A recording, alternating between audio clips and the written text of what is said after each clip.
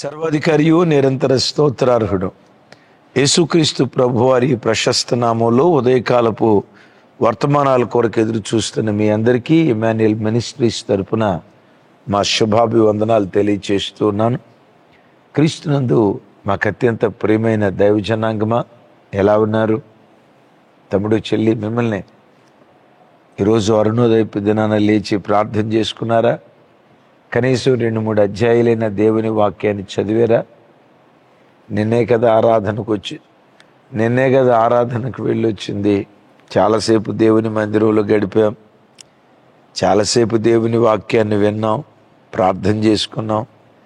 ఈరోజు ప్రార్థన చేయకపోతే ఏమైందిలే అన్నట్లుగా నిన్నటి భక్తి మీద ఆధారపడి ఈరోజు జీవించుదామని అనుకుంటూ ఉన్నారా?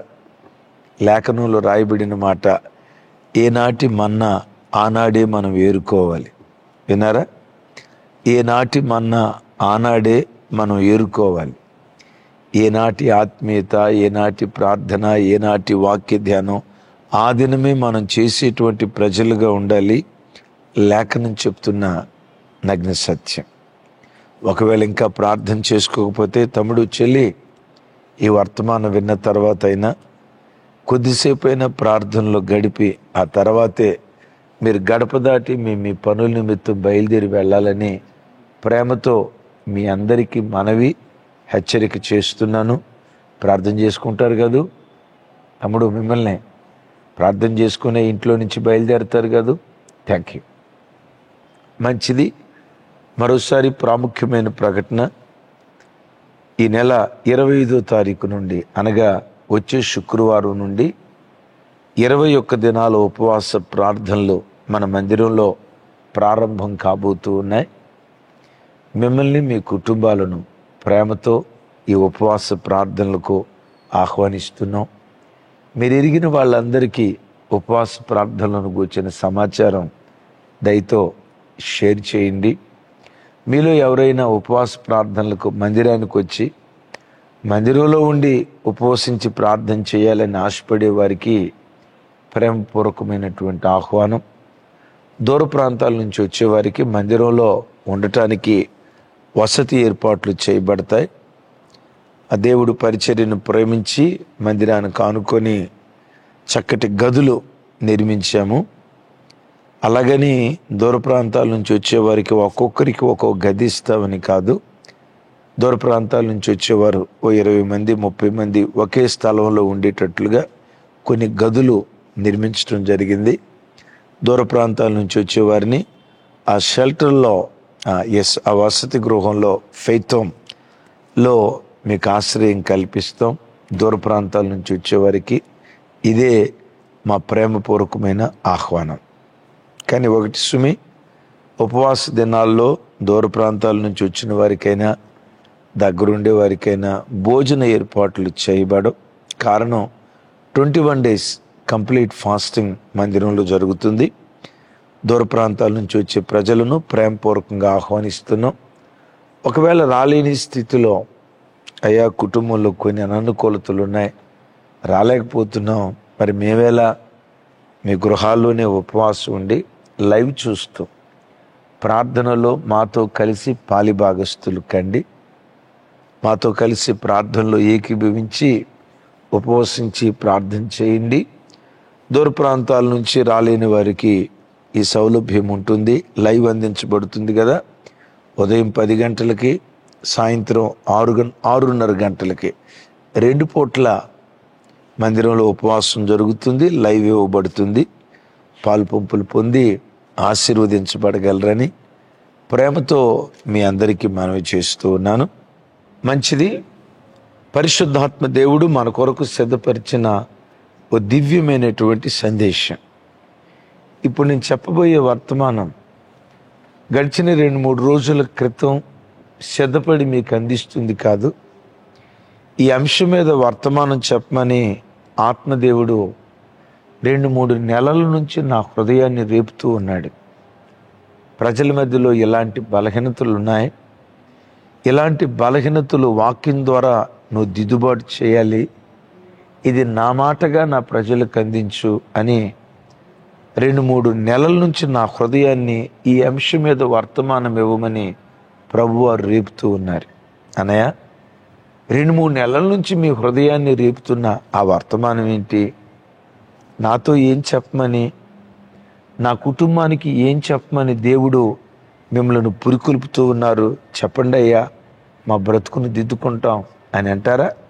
చూడండి, లేవియాకాండం 19వ అధ్యాయం 16వ వచనం. నీ ప్రజలలో కొండెములాడుచు ఇంటింటికి తిరగకూడదు, నీ సహోదరునికి ప్రాణహాని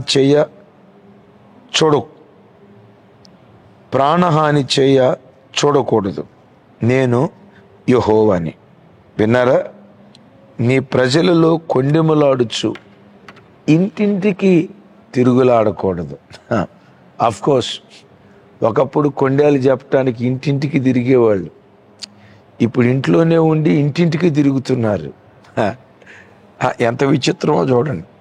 ఒకప్పుడు కొండేలు మాట్లాడాలంటే, ఆ కొండేలు చెప్పాలంటే ఆ ఇంటికి వెళ్ళి ఈ ఇంటికి వెళ్ళి ఈ ఇంటికి వెళ్ళి ఇంటింటికి తిరిగేవాళ్ళు. ఇప్పుడు అద్భుతం ఏంటో తెలుసా? ఇంట్లోనే ఉండి ఇంటింటికి తిరుగుతున్నారు. ఆ రోజుల్లో ఒక గ్రామమే తిరిగేవాళ్ళు, ఇంటింటికి గ్రామమే తిరిగేవాళ్ళు. ఈ కాలంలో ఇంట్లోనే ఉండి ప్రపంచం అంతా తిరిగి వస్తున్నారు. దేన్ని బట్టి, దేని ద్వారా? చెప్పండి చెప్పండి చెప్పండి కింద కామెంట్ బాక్స్లో రాయండి. ఒకప్పుడు కొండలు చెప్పడానికి ఇంటింటికి తిరిగేవాళ్ళు, ఇప్పుడు ఇంట్లోనే ఉండి ఇంటింటికి తిరుగుతున్నారు. దేని ద్వారా? సెల్ ఫోన్ ద్వారా. అసలు కొండలంటే ఏంటి? అసలు కొండలు ఎలాంటివి? సమాజానికి ఎంత నాశనాన్ని కలుగు చేస్తాయి? తుదకు కొండేలాడేటువంటి వాని బ్రతుకు ఎంత వినాశనం అయిపోద్ది. దివ్యమైన మాట. కొండెములు అనే పదానికి గుసగుసలాడటం అని, ఇతరులను గూర్చి చాటును విమర్శించటం అని, ఇతరుల మీద అపనింద వేయటం అని. విన్నారా? ఇతరులను గూర్చి విమర్శిస్తూ, నింద వేస్తూ, అపవాదు వేస్తూ బ్రతకటాన్ని, మాట్లాడటాన్ని దేవుని యొక్క వాక్యం కొండెములాడటం అని వాక్యంలో చూస్తున్నాం. దైవజనమా, మిమ్మల్ని ఒక మాట అడుగుతా సూటిగా. మీరు ఎవరైనా ఇద్దరు మాట్లాడుకునేటప్పుడు మీ ఇద్దరి సంభాషణలో మీ మధ్యలో లేని వ్యక్తిని గూర్చి విమర్శిస్తూ మాట్లాడుతున్నారా? మీ మధ్యలో లేని వ్యక్తుల కుటుంబాలను గూర్చి గుసగుసలాడుతున్నారా? వారి కుటుంబాన్ని గూర్చి, వారిని గూర్చి తెలిసి తెలియని సమాచారంతో ఇది కన్ఫర్మ్ అన్నట్లుగా ఇతరులను గూర్చి చెవులు కొరుక్కునేటువంటి మనస్తత్వం, అదే గుసగుసలాడేటువంటి వ్యక్తిత్వం మీ సంభాషణలో ఉందా?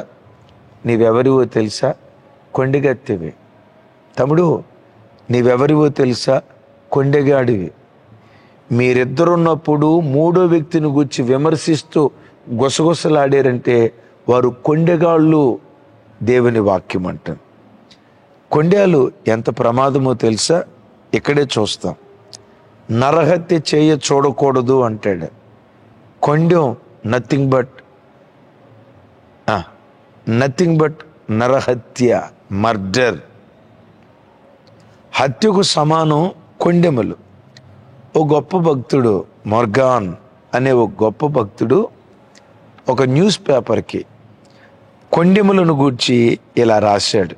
ఏం రాశాడు చూడండి. ఫిరంగి నుండి పెద్ద శబ్దంతో వచ్చే గుండు కన్నా నేను ప్రాణాంతకమైన వాడిని. నేను ఎవరినో చెప్పండి? నేను చంపకుండా గెలుస్తాను.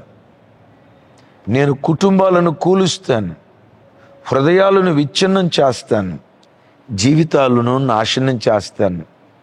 నేను ఎవరినో చెప్పుకోండి చూద్దాం. గాలి రెక్కల మీద నేను ప్రయాణం చేస్తాను. నన్ను బెదిరించేంత బలం ఏ నిరపరాధత్వానికి లేదు. నన్ను భయపెట్టేంత స్వచ్ఛత ఏ పవిత్రతకు లేదు.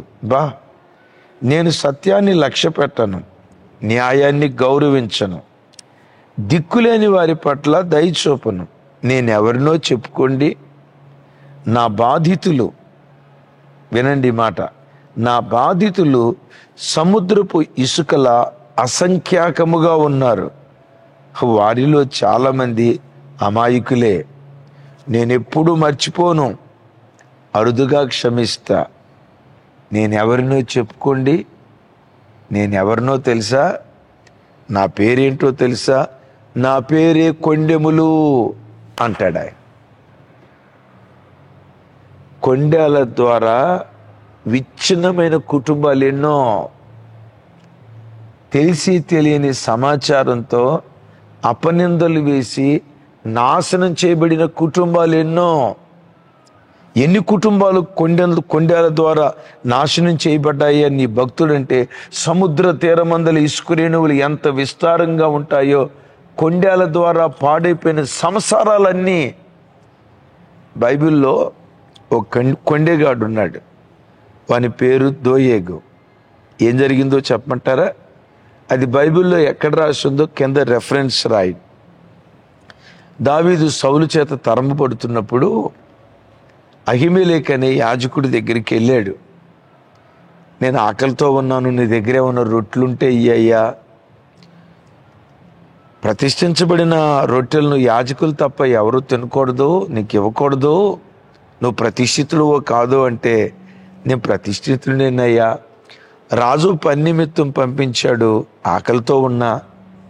సరే, ఆ రొట్టెలు ఇచ్చాడు. ఆ తర్వాత రాజు పంపించిన కార్యం నేను నెరవేర్చినట్లుగా నా చేతిలో ఆయుధం లేదు, ఒకవేళ నీ దగ్గరే ఉన్న ఆయుధం ఉంటే ఇవ్వయ్యా అంటే, యాజకుడు ఏమన్నాడు తెలుసా? నీవు ఏలా లోయలో గొలియాతుని చంపేవే గొలియాతు ఖడ్గంతో, ఆ గొలియాతు ఖడ్గం నా దగ్గర ఉంది, ఇదిగో తీసుకో అని గొలియాతు ఖడ్గాన్ని ఆ యాజకుడు దావీదుకి ఇచ్చాడు. దోయేగు అనే ఈ పశువుల కాపరి దూరం నుంచి చూశాడు. దావీదు అలా వెళ్ళిపోవటంతో సౌలు కబురు పంపించాడు, రాజా ఇంకేమైనా ఉందా? యాజకుడు దావీదుతో లలూచి పడ్డాడు. వాళ్ళిద్దరు కలిసి నీ కుట్రలు బన్నుతున్నారు, ఆ కుట్ర బనే పరంపరలో ఏం జరిగిందో తెలుసా? దావీదుకి యాజకుడు రొట్టెలు ఇచ్చాడు బలం తెచ్చుకోమని. ఎందుకు రాజా బలం? నేను కొట్టడానికి, నేను చంపటానికి, నీ మీద యుద్ధం చేయటానికి పంపించేటప్పుడు ఒడి చేతులతో పంపించలా. అదే గొలియాతు ఖడ్గం ఉందే, ఆ గొలియాతు ఖడ్గం ఇచ్చి పంపించాడు. రాజా, ఇక్కడేదో కుట్ర జరుగుతుంది, నేను చంపటానికి ప్లాన్ చేస్తున్నారని వీడు కొండేలు చెప్పాడు. ఈ కొండేలు చెప్పినప్పుడు సౌలు ఎంత చక్కగా విన్నాడంటే, బిడ్డలారా ఇక్కడ వినండి, కొండేలు ఎంత మాధుర్యంగా ఉంటాయో బైబిల్లో రాయబడిన ఒక మాట చూడండి. సామెతల గ్రంథం 26వ అధ్యాయం 22వ వచనం. కొండేలు ఎంత రుచికరంగా ఉంటాయో చూడండి. 26వ అధ్యాయం 22వ వచనం.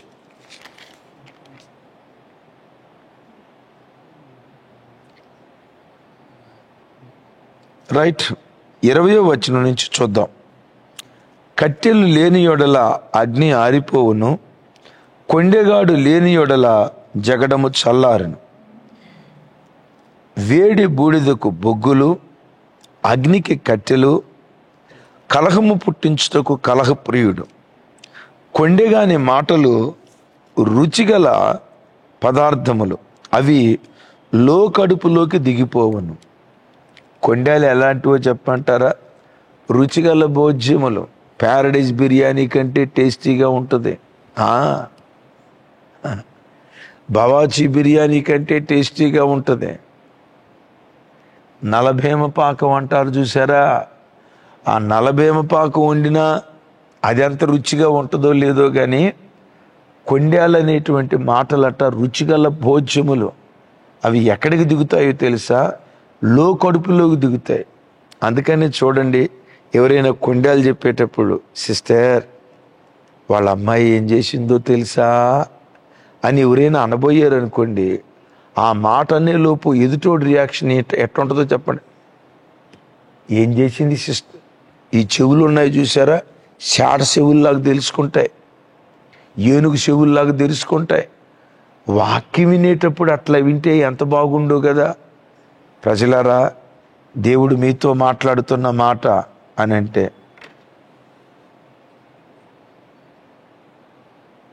దేవుడు మీతో మాట్లాడుతున్న మాట ఏంటో తెలుసా అని అంటే,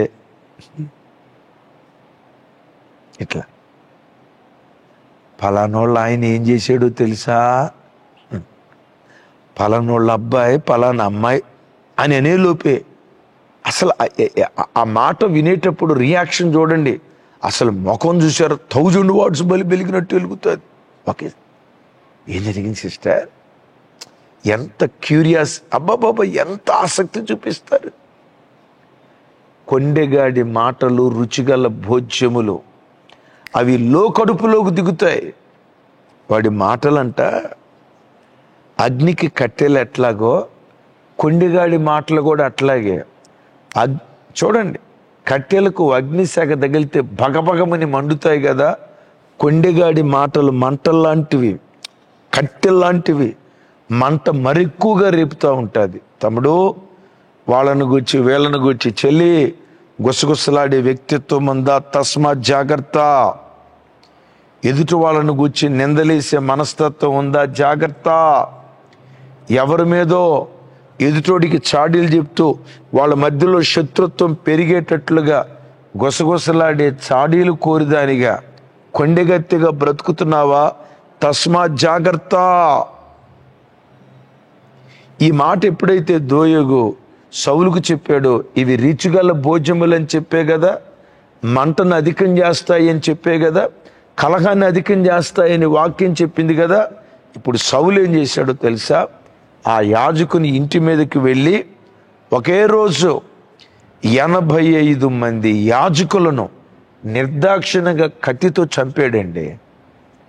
మన భాషలో చెప్పాలంటే సౌలు 85 మంది పాస్టర్ గారులను చంపేశాడు. విన్నారా? సౌలు అన్యుడా, ఇజ్రాయేలీడా? ఇజ్రాయేలీయుడు. 85 మంది పాస్టర్లను చంపాడు. మన భాషలో చెప్పాలంటే క్రైస్తవుడు 85 మంది పాస్టర్లను చంపాడు. ఛత్తీస్గఢ్లో మన మతోన్మాదోపయుక్తులు ఎవరు చంపారంటే వాళ్ళ వాళ్ళ వాళ్ళ బ్రతుకులు అంతేలే అని అనుకుంటాం. అది పలానా ఆ మతోన్మాది క్రైస్తవుల్ని చంపాడు అని అంటే సరి పానీలే అనుకుంటాం. పాస్టర్లను పొట్టను పెట్టుకుంది ఇజ్రాయేలీయుడు. ఎవరిని బట్టి? దోయేగని కొండెగాడు చెప్పిన మాటను బట్టి. తమ్ముళ్ళరా, సంసారాలు విచ్ఛిన్నమైపోతున్నాయి. నేను ఒకటి ఎరుగుదును, నా చెవులతో విన్నది, నా కళ్ళతో చూసింది. ఆ ఇద్దరు కొత్తగా వివాహమైన భార్యాభర్తలు ఓ సంఘానికి వెళ్తారు. మేడ్ ఫర్ ఈచ్ అదర్ అంటారు కదా. నేను అవి పెద్ద పట్టించుకోను, కానీ సహజంగా లోకంలో ఒక మాట, మేడ్ ఫర్ ఈచ్ అదర్ అన్నట్లుగా భర్త మంచి అందగాడు, భర్త అందాన్ని తలదన్నేటట్లుగా భార్య బహు అందగత్తేట. మొత్తానికి ఆ దైవ సేవకుడి దగ్గరికి వెళ్ళారు, ప్రార్థన చేయించుకున్నారు. ఒకరోజు వాళ్ళిద్దరు అన్యోన్యతను ఒక స్త్రీ చూసి వారవలేక ఒకరోజు ఆ భర్తతో చెప్పిందట, మీ ఆవిడ ఫలానా పట్టణంలో, ఎందుకు ఆ స్థలాలు చెప్పనంటే ఇక మీరు అర్థం చేసుకోండి, ఫలానా పట్టణంలో హాస్పిటల్ ఉద్యోగం చేసేటప్పుడు డాక్టర్ గారితో మీ ఆవిడ ఏదో చేసింది అన్నట్లుగా నాకు వార్త తెలిసింది. అయ్యా అది నిజమో కాదో నాకు తెలియదులే అయ్యా, కథ డాక్టర్ గారితో మీ ఆవిడ ఏదో కొండెగత్తే ఒక చేదైన విత్తనం విత్తిందండి. కొంతమంది అయితే గతంలో ఎలా బ్రతికితే నాకెందుకు, నా దగ్గరకు వచ్చిన తర్వాత గుణవతిగా బ్రతికితే నాకు చాలు, గత జీవితం ఎన్నో ఉంటాయి, ఈ బ్యాక్గ్రౌండ్ మనకెందుకు అని కాస్త మెచ్యూర్డ్ లెవెల్ కలిగిన వాళ్ళు ఉంటారు. ఈ అబ్బాయి పల్లెటూరు నుంచి వచ్చినోడు ఎప్పుడైతే ఈ మాట విన్నాడో, 24 గంటలు పలానా హాస్పిటల్లో నువ్వు పనిచేసేవట్టుగా, పలానా డాక్టర్ గారు నీకు తెలుసట్టు కదా. అవునండి తెలుసు. ఆ డాక్టర్ గారితో బాగా సన్నిహితంగా ఉండేదాని. సన్నిహితం అంటే సన్నిహితంగానే, మంచి డాక్టర్ గారండి. మంచి డాక్టరేనా, అంతేనా, ఆ తర్వాత ఏదన్నా ఉందా? గుచ్చి అడుగడుగున అనుమానపడి ఛీ, శీలం కోల్పోయినది నాకు భారీగా వచ్చిందని వాడు భయంకరంగా భార్యను కొడుతూ మనశ్శాంతి కోల్పోయి తాగుడుకు అలవాటు పడ్డాడు. తాగుబోతాయి ఉద్యోగం కోల్పోయాడు. ఉన్నపాటున ఉద్యోగం కోల్పోతే భార్య భర్తలు విడిపోయారు. 3 పిల్లలు. భార్య ఎక్కడో, భర్త ఎక్కడో. ఆ బిడ్డ ఒకరోజు చెప్తుంది, నా భర్త దగ్గరికి వెళ్ళాలనుకుంటున్నానన్నా, ప్రార్థన చేయండి. ఏమంటుందో తెలుసా? భర్త దగ్గరికి వెళ్ళాలనుకుంటున్నానన్నా, ప్రార్థన చేయండి. మనిషి తాగి లివర్ పాడైపోయింది, కిడ్నీలు పాడై రేపో మాపో చనిపోయేటట్లు. కనీసం ఈ వయసులోనన్నా నేను ఆయన దగ్గరుండి చూసుకొని బాగు చేసుకుంటానన్నా. భర్తకు ఫోన్ చేస్తే, చచ్చినా నువ్వు నా శవాన్ని నేను చచ్చినా నా శవం ముట్టకూడదు, నువ్వు ముట్టకూడదు, నీ పిల్లలు ముట్టకూడదు, నువ్వు చెడిపోయిన దానివి, నీ అదుపు లేకుండా మాట్లాడుతున్నాడట. ఆ ఆడబిడ్డ ఏడుస్తాయి ఏం చెప్పిందో తెలుసా? ఒక కొండెగత్తె మాట్లాడిన మాట నా సంసారాన్ని విచ్ఛిన్నం చేసిందన్న, నా పచ్చడి సంసారంలో నిప్పులు పోసిందన్న. చెల్లి, తమ్ముడా, కొండేలాడేటువంటి స్వభావం ఒకవేళ నీలో ఉందా? వాళ్ళను గూర్చి వీళ్ళను గూర్చి గుసగుసలాడే వ్యక్తిత్వం నీలో ఉందా? తస్మా జాగ్రత్త. కొండేలాడేటువంటి వాని బ్రతుకు ఎంత దౌర్భాగ్యంగా మార్చబడుతుందో 2 మాటలు చెప్తాను. కీర్తనల గ్రంథం చూడండి ఒకసారి. 140వ కీర్తన 11వ చరణం. 140వ కీర్తన 11వ చరణం. కొండెములాడువాడు భూమి మీద స్థిరపరచబడకుందురుగాక. విన్నారా? కొండెములాడేవాడు భూమి మీద స్థిరపరచబడకుందురుగాక. విన్నారా? కొండేలాడేవాడు స్థిరపడడు. ఒక ఉద్యోగంలో స్థిరపడ్డు, ఒక వ్యాపారంలో స్థిరపడ్డు. వాని బ్రతుకులో సెటిల్మెంట్ అనేది ఉండదు. కుటుంబం స్థిరపడదు. దేశదెమ్మరిగా తిరుగుతూ ఉంటాడు. ఈరోజు ఈ ఉద్యోగం అంటాడు, రేపు ఇంకొక ఉద్యోగం అంటాడు. ఈరోజు ఎక్కడున్నాను అంటాడు, రేపు ఇంకో చోట. వాడు దేశదెమ్మరిగా ఎందుకు తిరుగుతాడో తెలుసా? కొండెములాడు వాడు భూమి మీద స్థిరపడరు. ఓ మాట, ఈ వాక్యం చదువుతున్నప్పుడు నాకు కాస్తంత నవ్వు అనిపించింది. వాక్యం ఎంత అద్భుతంగా ఉంటుందో దీన్ని ధ్యానిస్తే. కొండెములాడు వాడు భూమి మీద స్థిరపడ్డం. మరి భూమి మీద స్థిరపడకపోతే ఎక్కడ స్థిరపడుతున్నట్టో? అదే నరకంలో స్థిరపడతాడు. అర్థమైందా? భూమి మీద స్థిరపడ్డావు, నరకంలో స్థిరపడతాడు. తమ్ముడు, కొండేలాడే స్వభావం, ప్రత్యేకంగా స్త్రీలారా, సహోదరులారా, వాళ్ళను గూర్చి వీళ్ళను గూర్చి గుసగుసలాడే వ్యక్తిత్వం నీలో ఉంటే, తెలిసి తెలియని మాటలు గూర్చి వింటూ ఎదుటి వాళ్ళ మీద నింద వేస్తూ విమర్శిస్తూ మాట్లాడితే మీరు స్థిరపడరు భూమి మీద. విన్నారా? ఆ తర్వాత నరకంలో స్థిరపడే ప్రమాదం ఉంది. సరే, భూమి మీద బ్రతికిన దినాలంతట్లో ఈ కొండేలాడేటువంటి వాని బ్రతుకు పరిస్థితి ఎలా ఉంటుందో ఇంకొక గుండెలు బ్రద్దలు చేసే మాట. కీర్తనల గ్రంథం 50వ కీర్తన చూడండి. 50వ కీర్తన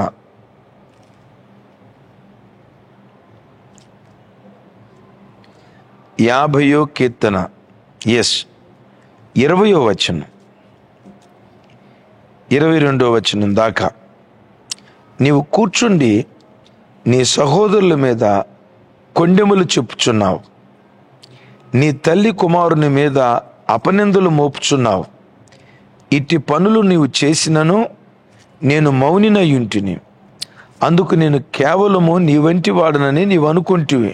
అయితే నీ కన్నుల ఎదుట ఈ సంగతులను నేను వరుసగా ఉంచి నిన్ను గద్దించెదను. దేవునిని మరచువారలారా, దీన్ని యోచించుకొనుడి. లేని యెడల నేను మిమ్మును చీల్చివేయుదును, తప్పించువాడు ఎవడునూ లేకపోవును. కొండేలాడేవాడితో దేవుడు మాట్లాడుతున్నాడు. మీరు కొండేల అనుభవం మారేరా? దేవునికి స్తోత్రం. కొండేల అనుభవం మానకుండా సహోదరులను గూర్చి, వాళ్ళను గూర్చి, వీళ్ళను గూర్చి బ్రతుకు కాలం అంతా గుసగుసలాడుతూ చెవులు కొరుక్కునే కార్యక్రమాలు మీరు చేస్తే నేను మిమ్మల్ని చీల్చివేస్తాను. విన్నారా? నేను మిమ్మల్ని చీల్చివేయుదును. నేను చీల్చేయాలనుకున్నప్పుడు మిమ్మల్ని ఎవడు తప్పించగలుగుతాడు? తప్పించువాడు ఒకడునూ లేడు అని మాట్లాడుతూ ఉన్నాడు. అయిలరా, కొండేలాడేటువంటి వాని బ్రతుకును దేవుడు చీల్చేస్తాడట. ఇతరులను కూర్చి గుసగుసలాడేటువంటి వాళ్ళను దేవుడు చీల్చేస్తాడట. ఎవడు తప్పించలేని స్థితిలో వాని పరిస్థితి అప్పగించబడుతుందని దేవుని వాక్యం అంటుంది. చెల్లి, తమ్ముడా, ప్రతి మనిషి ఏదో ఒక సమయంలో ఎవరో ఒకళ్ళను గూర్చి గుసగుసలాడతారు. ఇలాంటి గుసగుసపు మాటలు చెవియొగ్గు వినటానికి బహు ఆసక్తి చూపిస్తారు. మీ అన్నగా, మీ ఆత్మీయ తండ్రిగా చెప్తున్నాను. నా 22 సంవత్సరాల సేవా జీవితంలో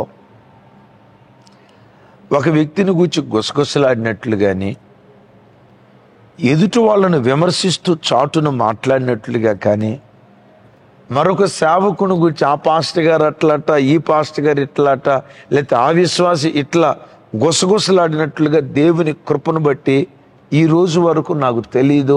అలా ఉండకుండా దేవుడు నన్ను కాపాడుతూ వచ్చాడు. ఆమేన్. అలాంటి గుసగుసలు చెప్పే బ్యాచ్ అంటే నాకు పరమ ఎలర్జీ. అసలు వాళ్ళతో మాట్లాడటానికి ఎందుకో నాకు మనస్కరించదు. కొంతమంది 24 గంటలు ఈ గాలి మాటలే చెప్పుకుంటా, ఈ గాలి వార్తలే చెప్పుకుంటా, ఈ గాలి మాటలతో కడుపు నింపుకొని ఇలా కొండెగాళ్ళుగా సమాజంలో మారిపోతున్నారు. ఈ కొండెగాళ్ళ అనుభవం ఎంత వినాశనం కలుగు చేస్తుందో ఆ ప్రత్యక్షత లేని స్థితిలో అనేక మంది బ్రతుకుతున్నారు. ఈ వాక్యం వింటుండగా దేవుని నాకు మాట అడుగుతావా? దేవా, నేను కొండెగాడిగా ఉండొద్దు, ఇతరులను గూర్చి గుసగుసలాడకూడదు. కొంతమంది ఉన్నారు, ఎవరిని గూర్చి ఏ ఇన్ఫర్మేషన్ అడిగినా ఫింగర్ టిప్ మీద టకమని చెప్తారు. ఒకవేళ నెట్లో గూగుల్ తల్లిని అడిగితే ఆ గూగుల్ తల్లి అయినా బఫరింగ్ ఇస్తుందేమో, ఈడు బఫరింగ్ ఈడు. చాట్ జీపీటీని అడిగినా కొన్నిసార్లు ఈ ఇన్ఫర్మేషన్ నాకు తెలియదు అనే ఫీడ్బ్యాక్ ఇస్తుంది. చాట్ జీపీటీ ఇన్ఫర్మేషన్ ఇవ్వలేకపోయినా గూగుల్ నెట్వర్క్ ఒకవేళ బఫరింగ్ వచ్చిన కొంతమందిని ఫలానా పాస్టర్ గారు ఏంటో నీకు తెలుసా అంటే ఫింగర్ టిప్స్ మీద చెప్తారు. కొంతమంది ఈ కార్యక్రమంలో ఉంటారు. తమ్ముళ్ళారా, చెల్లెళ్ళారా, ఇలాంటి పని ఎప్పుడు చేయొద్దు. ఎవరిలోనైనా తప్పు నీకు తెలిస్తే ఆ వ్యక్తి తప్పు దిద్దుకునేటట్లుగా ప్రార్థన చేయి. దేవుడు ఆ బిడ్డను సరిచేస్తాడు.